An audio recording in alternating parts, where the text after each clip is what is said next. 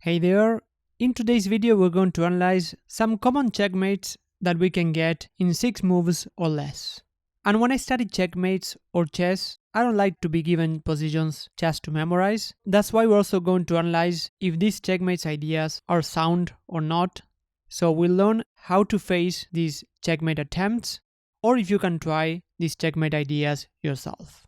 So let's start with the first checkmate, which is known as the fool's mate, which is the quickest checkmate that we can get, and this involves white moving the f and g pawns. We may get this checkmate in different ways. One is to go f3, which already weakens this important diagonal, and after e5, g4, black plays the move queen to h4.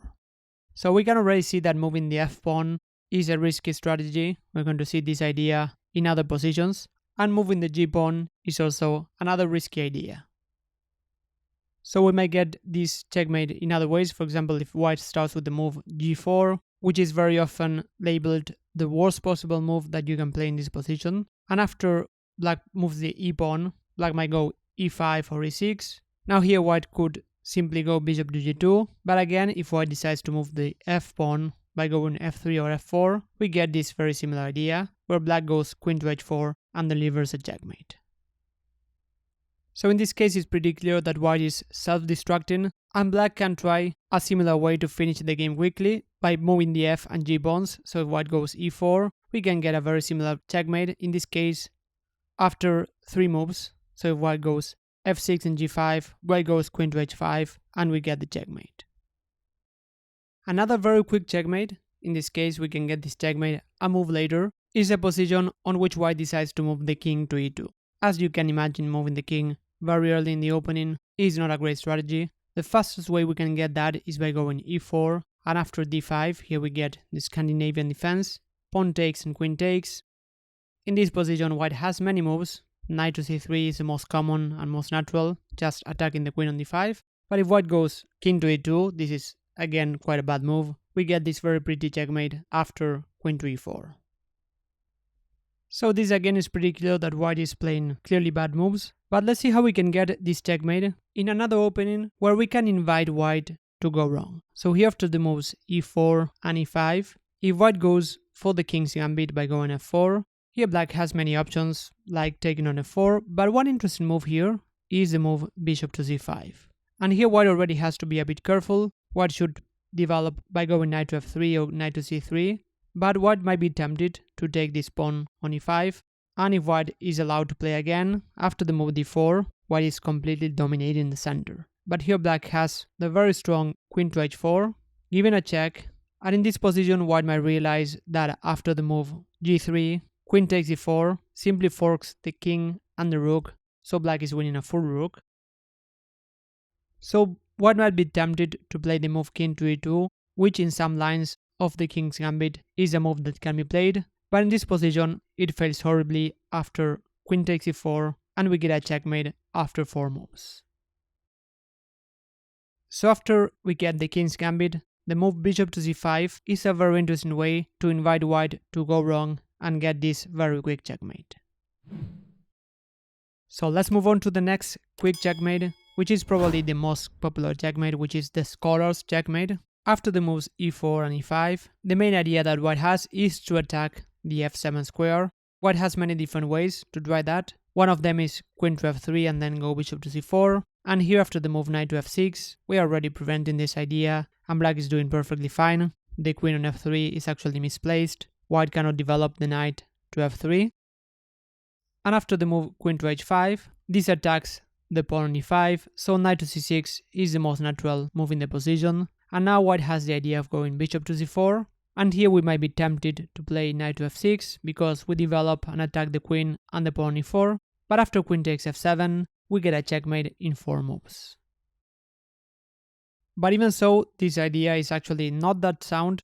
On the other hand, it is not a terribly bad idea by white, but black has a lot of ways to defend here. Black can play queen to e7, but this would block the bishop on f8. This is still playable, but I prefer to play the move g6 here, planning to develop the bishop later on. So now we attack the queen, this is even more forcing. White might try insisting with this idea by going queen to f3. Queen to e7 is still possible, because we are going to develop the bishop to g7.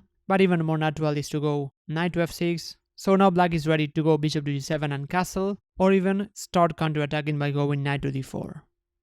So black is doing perfectly fine here. White already has to be careful to hold the balance in this position. Knight to e2 is probably the best way to do that. And if you want to know more about this position and early queen attacks, I have a separate video about it that you might want to check after watching this video.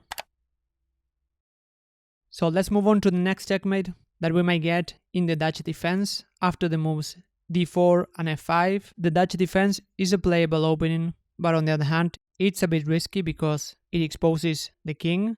And here white has many possible moves, but the move bishop to g5 is an interesting way to invite black to go wrong.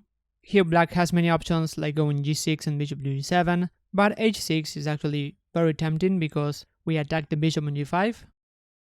And here white's idea is to go bishop to h4, inviting black to keep on attacking the bishop by going g5. And in this position we have several ways to go for this checkmate. This is a fairly sound idea that white can try, and one of them is to move the e-pawn, for example going e4. And the idea is that after black takes the bishop, we go queen to h5 and we give a checkmate. And in this position, whenever we move the pawn, whether we go e4 or e3, black can actually go bishop to g7, just giving a square for the king, and black is still in the game. So the main mistake is capturing the bishop, not going h6 and g5. And in this position, after the move g5, in addition to going e3 or e4, there's another idea which I actually prefer more because it seems that we're blundering a bishop, which is going bishop to g3, just inviting black to go f4. So here again in this position, black should go bishop to g7 or knight to f6, simply developing, but the move f4 is actually quite tempting because now this bishop on g3 is being trapped. But here white has a similar idea and even more forcing because after the move e3, we're planning to go queen to h5 checkmate, and also we plan to capture this pawn f4. So now white is already having a clearly better position. If black captures the bishop after queen to h5, we get this checkmate. Or if black stops this idea by going knight to f6, controlling h5, we simply take on f4, we get an extra pawn and a clearly better position. And just in case, I want to mention black's best try in this position. You might be playing against a very strong player, and here the move e5 is an interesting try by black, but white still gets an advantage. The main idea is to go king to e7 after white gives a check. So now black might have the idea to take the bishop on g3, but here we simply take on f4. If black takes with the g-pawn, we give a check, and then we go bishop to h4. So now we are attacking and not losing material. And if black takes with the e-pawn, even though black is going to get this bishop on g3, here we have a forcing way to win material by going bishop takes f4, queen to h5 is also possible, and after pawn takes and queen to h5, we give a check, king to e7 is the only move, but this king is going to be exposed here. Now we can simply go queen to e5, giving a check and attacking the rook, so white is going to win material in this line. So the move bishop to g5 against the Dutch is a very interesting way to invite black to go wrong. And besides the Dutch defense, white can play the f-pawn early on by going f4. This leads the game to the bird's opening, and here black has a very interesting pawn sacrifice by going e5. Simply giving a pawn, and after taking the pawn, black can go d6. The idea is to activate the pieces very quickly, and here white can take on d6. We're going to analyze this in a few seconds. I just want to mention, if you face this position and you want to play safe as white, you can try knight to f3, and after pawn takes, play the move e4, just focus on development, and this position is fairly balanced.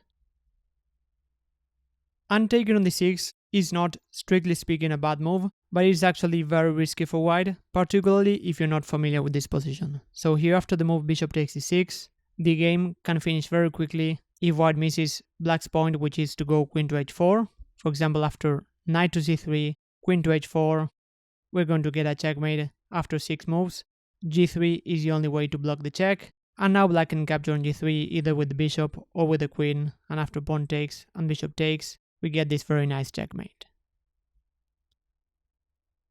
And after bishop takes e6, the best move here in my view is the move knight to f3, blocking queen to h4. There's another way to block the check by going g3, but here after the move h5, black is already planning to attack, so this position is already quite scary for white. For example, after knight to f3, black can insist with this idea, the point being that if white captures with the knight, after rook takes, pawn takes, and queen takes, we again get this very quick checkmate. So knight to f3 is the best way to go. Black is already quite active, and in this position black even has a very direct move, which is the move g5, and white again has to be careful to hold the balance. The threat is to go g4 attacking the knight, and then go queen to h4. If white goes h3, we get a very similar checkmate after bishop to g3. And here probably the best move, or at least the safest move for white, is to go d4. But after g4, black already gets a fairly okay position, so white is not pressing for advantage in this line. After knight to e5, black can take the knight and trade queens. So here at least white is not getting checkmated, but white gets an extra pawn which is quite weak, which is the pawn e5.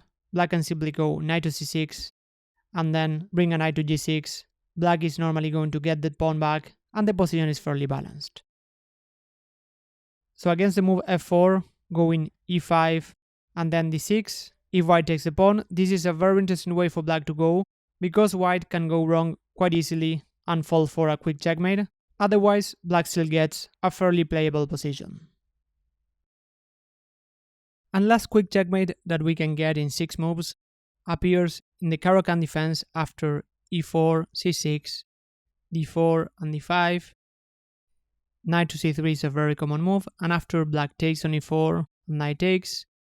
Here the two most common moves are bishop to f5 or knight to d7. So the point of knight to d7 is to go knight to f6 and then recapture on f6 with the knight, because if black goes knight to f6, which is playable but less common, after white takes on f6, black will get double pawns. So knight to d7 has the idea to go knight g to f6 and then recapture with the knight if white takes on f6. And here the move knight to f3 is the most natural move, just developing minor pieces. But white has a very interesting move, which is the move queen to e2, just inviting black to go wrong after knight g to f6, which is the original idea that black has. Here we get a very nice checkmate after knight to d6. The pawn on e7 is pinned, and the king doesn't have anywhere to go. So in this position, black has to be quite careful, and what I like about this move queen to e2 is that if white plays correctly, black will equalize the position. If not, we're gonna get a quick checkmate. So here one way to avoid this checkmate is to go e6, which is probably what I would play in this position if I wasn't familiar with this position, because now knight to d6 is not possible, the bishop is controlling the square, but this has a minor drawback because now the bishop on c8 is going to be locked in.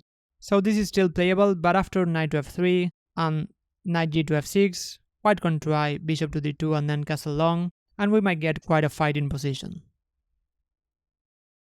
But here black has another interesting move, which is definitely not a natural move, but on the other hand, the move queen to e2 is also not very natural. White is moving the queen early, it is blocking the bishop on f1, but here instead of going knight g to f6, black can try knight d to f6. So the idea is to trade knights, and now that the queen is on the e-file, this pawn on d4 is under attack.